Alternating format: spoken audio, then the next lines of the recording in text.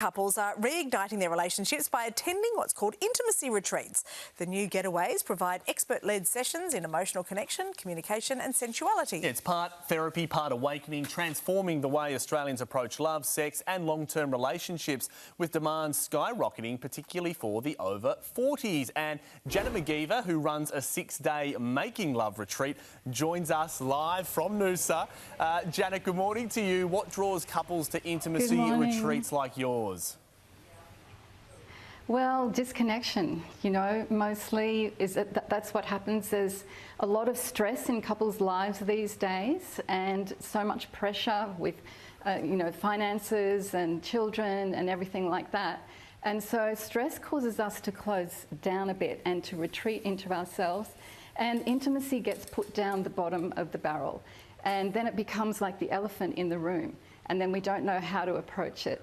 So that's really what happens. It becomes something that is a very misunderstood subject and something that is fraught with a lot of difficulty. Yeah, and then it can end relationships, just for a lack of communication and all of the gamuts that you're talking about there. Look, when I got on and read all the briefing notes, and you're at pains to say there's no nudity, this isn't a swingers retreat, because that's where everyone's mind's going to go to first, right? So what actually happens there? Exactly.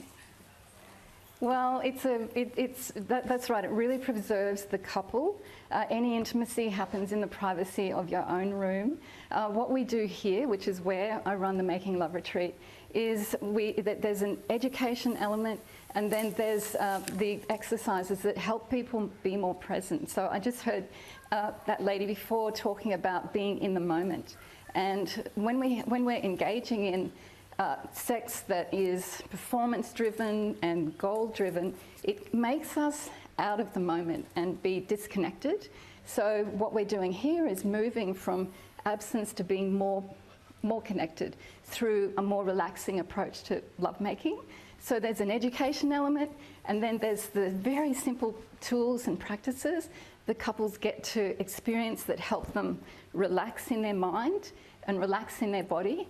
And when they're relaxed, their heart opens. Okay. And when the heart opens, intimacy just happens naturally. So Janet, if people, they can't go on the retreat, but they're at home watching now, and they're unhappy about this, perhaps one part of the partnership is, wanting it more and the other one is not, or whatever is meaning that they're not connecting, what advice can you give them right now to change things today? Make time. This is everyone's time poor, and we make time for everything else. This is the thing that is so important and fundamental, because it's an investment in the future of your relationship. But it's not make time, I always say, it's not like a plane doesn't take off on its own. There's a runway. So we have to prepare, we have to be more present with each other, get rid of the phones and distractions, and really take some time to be together, to relax together, so that you can then, lead into lovemaking. So it's doing it without a goal, being present without a goal. And then women relax. I find when men relax, they open emotionally. When women relax, they can open physically. Janet, I am never going to be able to look at a runway again without thinking about you. Janet, thank you. Wonderful tips this morning. Thank you. You're so welcome. Thank you.